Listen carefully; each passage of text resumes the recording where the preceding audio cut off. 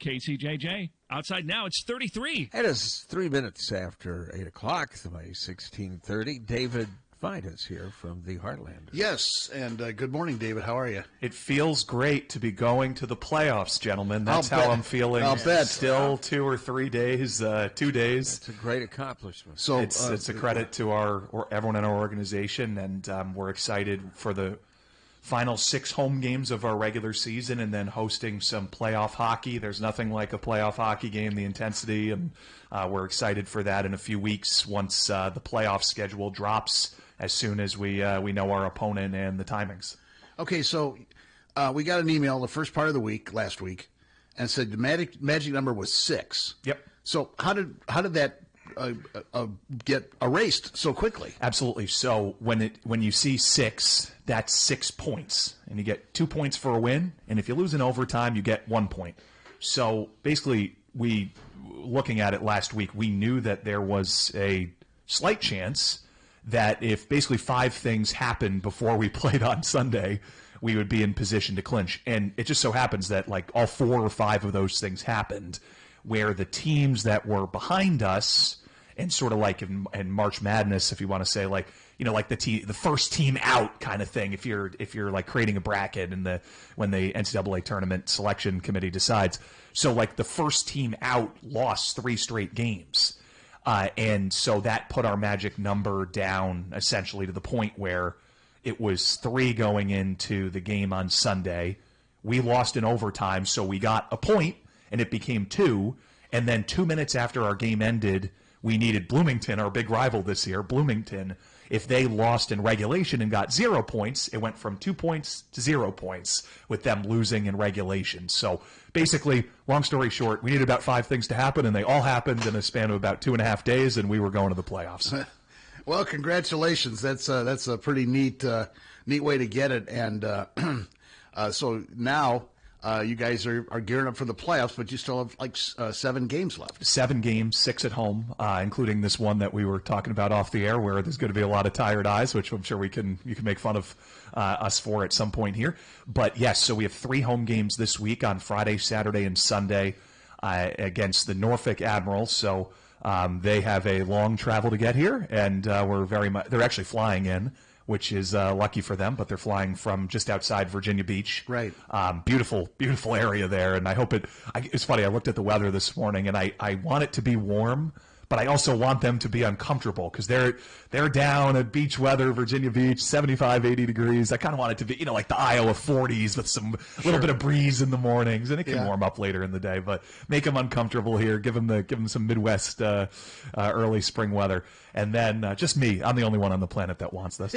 And then next week we have games on Wednesday, Friday, and Saturday at home, including Fan Appreciation Night, which we're getting there towards a sellout. There's just over 1,000 tickets left, which is a lot of tickets left, but that's, they're going quick. We've even in the last few days had a bunch of big groups hop on. So on April 12th is Fan Appreciation Night, and that one is one that if you were not at last year, it's an absolutely amazing experience. We have like pregame fireworks, we have a pregame tailgate, or pregame fire show like pyro, and a pregame tailgate outside Extreme Arena where you can win in-game experiences like riding the Zamboni and meeting our players after the game and all this great stuff, and prizes from our partners and such. And then after that, we are gearing up for the playoffs right after. So we don't have our schedule yet, but the playoffs will start the week right after. So April 16th is the first possible day we could play. Most likely the Fort Wayne Comets, who are some of our big rivals, if the standings hold the way they are. And then we will have a minimum of 2 home games here. It's a best-of-7 series, and playoff tickets actually go on sale in 2 hours at 10 a.m. So we don't have our date yet, but if you know, hey, I support this team, I want to see playoff hockey, and you want to lock in and get your tickets, you can get your tickets. And playoff hockey, there's nothing like it, guys. But 3 home games this week, including Bluey Night on Saturday. It's great for the kids with $10 online youth tickets to all games. Fan Appreciation Night's the next Saturday to wrap up our home schedule, and then the playoffs start right after. That's kind of what's going on. You have any players on the team with playoff experience? 5 of them. I did not know that until about 12 hours ago when I thought, hey, I should probably look this up. All from different teams because obviously this is the first time the Heartlanders are going. But we had a player, one of our alternate captains, wears the A on his sweater, Dakota Raby. He made the conference finals a few years ago with Utah, the Utah Grizzlies in our league. And Will Calverley, who's another one of our alternate captains, he won the championship as a rookie 2 years ago with the Florida Everblades and scored some really, really, really big goals for them in the playoffs. So it's a different animal. It's sort of funny because, we were, albeit in a loss, we had about 2,000, a little bit over 2,000 fans at our game on Sunday, which was an awesome showing for a Sunday afternoon. Had a bunch of schools out. Regina came out, a couple other local schools, and we invited all our partners out as well for like a partner appreciation day on a Sunday. And we had a post-game skate. And we found out 3 minutes after the game ended that Bloomington had lost in regulation, so we knew we were going. And the few hundred fans that stuck around to do the post-game skate, they made an announcement in the arena. And I was walking down the stairwell, and I didn't even hear the announcement, but you knew what it was because it was some of the loudest cheers I've heard in the history of the building, honestly, with, just however many people it was, 500 people just full-throated screaming for like 10 seconds and cheering and clapping, albeit after we lost in overtime. So it was really cool. Our coaches were so happy. I know you've had them on this year, and we plan to have Derek here next week, and I'm sure he can tell the story a little bit as well. But basically, we lost in overtime, so we got the point. He ran back to his office as quickly as possible and put the Bloomington game on, and there was about 45 seconds left in that game when he got the Flow Hockey stream going. So he was watching the last 45 seconds, and he was very, very happy. And we were talking with him, and he was saying that so many people that you don't expect have reached out to him because really, guys, just the Heartlanders were a last place team for the first 3 years in team history, and we'd be in here, let's say a year ago, saying, we're looking forward to next year. Yeah, let's make the final few games a fun one, and now this team's chasing a championship, and it's a really big credit to our head coach Derek and the team he's coached and put together with our entire front office and all the fans that have stuck with us. And now hop on the bandwagon. We don't care if you've never been before. That's the thing. Like, I don't care if you've ever been to a game before. Now's the best time to see the most exciting team going right now in Iowa City area. So I would love for you to hop on the bandwagon, and you can even bother me in the press box at section 105 where I do the broadcast, and you can say, hey, like, I'm on the bandwagon. I heard you on KCJJ, and I'm on the bandwagon, and I'll give you a high five, and maybe if I have a game puck with me, I'll hand it to you. So there you go. No promises. I don't know how many game pucks I can give out, but I'd love to give out 1 million. Well, I'm sure the fans that have been loyal all these 4 years are, their loyalty's paid off, and I'm sure the season ticket holders are ready to be in there. So you've got to build an audience to begin with. But if, like you said, if you've never been, or if you've been to a couple of games over the last 4 years, now's the time to get playoff tickets. And TV does not do hockey justice. It does not. No, even on Sunday. Yeah, it's a Sunday game, which is there's sort of like the sleepy Sundays. It's the end of the week, Sure. and that can be a thing where you think, oh, it's not going to be an exciting game, or it would be less exciting than a Friday or a Saturday night when the crowd's all juiced up and the players. But Sunday was one of the most exciting games of the season, and the crowd was acting like it was it felt like it was a playoff game between both teams, and you get a different feel on the energy. And specifically with my position, I know that some teams don't send their broadcasters to do the away games, and right before, so we were down 2-0 in the third period on Sunday, and our guys just never quit. We ended up basically more than quadrupling Wichita in shots in the third period to get it to overtime, and we scored twice down 2-0 to tie it, to even get ourselves in position to clinch on Sunday, which we did, which is just such a credit to our team. But right before we scored this tying goal with about 5-6 minutes left, there's sort of that you feel this like crowd swell and the energy like leading up to it and sort of how it builds up. And those are the kind of things that you cannot feel if you're just watching watching the game at home, or if you've not been. It's sort of, you feel this energy that you can't describe from the players and the crowd. And when we fill up Extreme Arena, it's even more so. So I'm really proud of our organization, and guys, I've seen a lot of really bad hockey over the years, so it's been very rewarding personally for me this year to see a team that is playoff bound and still has work to do.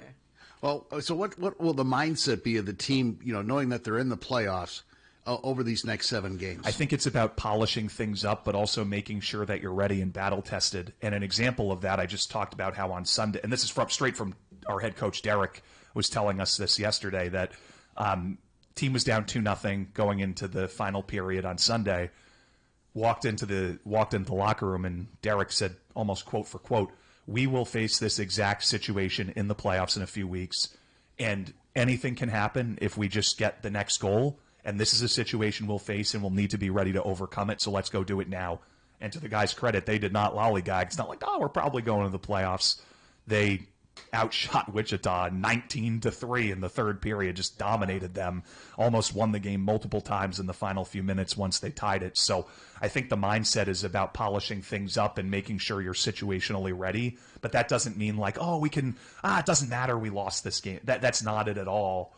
Furthermore, the Heartlanders could still potentially, in a best-of-7 series, get second place, which means they would have home ice in the first round, and we'd be able to host up to 4 games in the first round, not just 3. So the Heartlanders still want to grab home ice, and we're about 3 games back of Fort Wayne with 7 to go, which is a little bit of a statistical toughie, but tough situation. But if Fort Wayne goes 500 and the Heartlanders win like 6 of their final 7 games, we'll have home ice in the first round. So I take it you're excited about it. I'm a little excited. Well, it's exciting for me because, I haven't been to a playoff hockey game since April of 2018 for a team I worked for. Wow. And before that, I shared with you guys on the air, I worked for a team in Kearney, Nebraska. It was my first paying job out of college. Tri-City Storm, who comes up and plays the Rough Riders there with the, obviously 16 to 20-year-olds that play for the Rough Riders and the Storm, and the team won the championship. So I really have, and I haven't seen a team I've worked for win a playoff game since 2016. Wow. That's a long time. That's a long time. I was robbed of a few years there, as we all were back in around 2020, 21 for making it happen, but that's okay, and I'm really, really excited. So what's it like having a paying job? It's a great feeling when you're doing what you enjoy doing, as you guys and those in the broadcast industry can attest to when you love your job, even if you're getting up at 4 a.m. or before to do it. So that's I'm very excited. Organization's excited, and we want to see our fans out for these next 6 home games. Help us try to get this home ice advantage. And when the playoffs, so again, the playoff tickets go available, if you want to lock into these first few games, we're guaranteed at least 2 home games in the first round, and we will know our dates as soon as it plays itself out. It could statistically, it's all set. Yes. It could be at the end of this week. It could be not till the final day of the season. Yeah, yes, for sure. I'm sure if it's going to be that late, we have our scenarios that we're working on built out with the teams. Like, if we play Toledo, figure out travel schedules and everything. Yeah, exactly. So we're working on those things, and those are pretty close to being finalized. But once it's able to become public, you'll be getting more emails from us, and it won't be about magic numbers, but it will be about we'll see at Extreme Arena for some playoff hockey. Well, I think we got 3 about the playoffs, so I know you're excited. Yeah, for sure. I'm excited for this week too. I mean, it's a Star Wars night on Friday, and then we have Bluey night. We can meet Bluey herself at the game on Saturday, and is Bluey a female? Yeah, I learned that yesterday. Actually, that's why I said herself. I thought it was like the biggest kids show. That's out there. When we had I'm sure our Bluey, the listeners on this show that are active Bluey watchers, I'm sure that's a very high proportion. So we're just John Lindell's a big fan. Is he actually? I have no idea. I will tell you Mr. that former mayor. that when we used to have our studios down there in the Landing, they would have a Comic-Con convention at the Hyatt there, and you're going to see people in full stormtrooper uniforms Friday night. I guarantee it. I'm sure we will. So actually, fun fact, because as you guys know, I moved here from out of town for the Heartlanders job. Right. 4 years ago now, and before the team even had a name. And my dad came and visited a month or two later, and his first day in Iowa City Coralville was this convention. So I'm showing him around. Hey, this is where the arena is, isn't it? So Extreme Arena is so beautiful. And he goes, "Is it always like this?" And I said, "What do you mean?" And he pointed to a group of about 100 people dressed up in whatever they were wearing. Walking to the restaurants around the area and stuff. Yeah, it's a little odd. It's very odd. It's very odd. But it's cool that people are into it, and that and so this is an opportunity for them to get all dialed up and duded up or dressed up in their characters and just have some fun. Yeah, absolutely. And then on Saturday is definitely just a big kids night with Bluey night as well. And I know ticket sales for that have been going really well, so we can't wait to see a full crowd out for that one. And you've got a specific website for the playoffs, right? Yes. So if you go to iowaheartlanders.com, you can find our playoff headquarters. Right now it's the first slide on our website. It just says click here. But if you go to just iowaheartlanders.com/playoffs, playoffs. You like saying that word, don't you? I do. No, that's the Herm Edwards for the big sports fans out there when he got asked about the playoffs when they were at the press conference. But the iowaheartlanders.com/playoffs, and that page will be up to date at as soon as we know when our games are. That'll be up to date. But right now it has what the pricing is, which starts at $15 a ticket, so that's pretty good to get into a playoff game. We're not. Oh, sorry. Go ahead. That's nothing. I know, and we're not raising the prices for the playoffs. Some teams do that. Where it's like, it's such a demand. We actually, we're basically lowering the price for the playoffs because we want this community to experience it. Sure. We still have a lot of work to do to grow the game here, which we acknowledge, and we want people to come out and experience this. So tickets start at $15 for the playoffs. We're really excited about it, and still 6 home games to go in the regular season starting this Friday through Sunday if you want to support and cheer on your playoff-bound Iowa Heartlanders as well.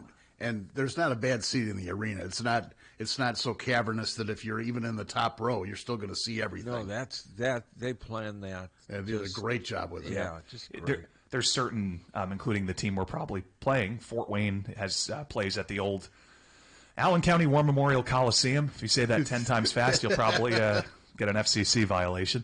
But the Allen County War Memorial Coliseum, and it feels like you're in a Coliseum. And I'll show you some pictures sometimes. The press box is you're in space, and but it's an 11,000 seat arena where it pretty much just goes straight up. Sure. And it's tough to get a feel when you're in those final few rows of not just where the puck is at times, but also the speed, the intensity, the physicality, because you're in outer space, which is fine, but you're really high up if you're a fan in that arena, unless you're buying a low down seat for more money. But the great thing about it, Extreme Arena, is that no matter I encourage you to sit on the glass, sit in the corner, sit anywhere just to experience it.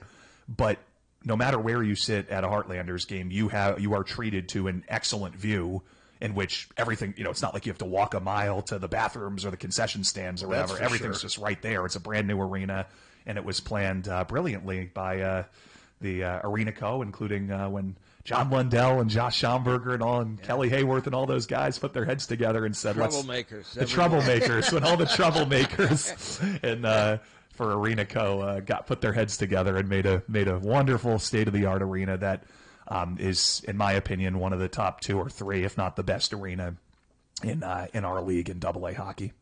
So it's amazing that, you look at that space and you look at everything that it seemed impossible. Yeah, it did. And it's state of the art. I mean, you don't realize how spacious it is until you get in it. Yeah, and yes, and one of the greatest compliments that I think we may have said this last week when we were here, but one of the greatest compliments is I'll hear other teams talking about how their day, I'm walking by, I'm dropping off notes or something.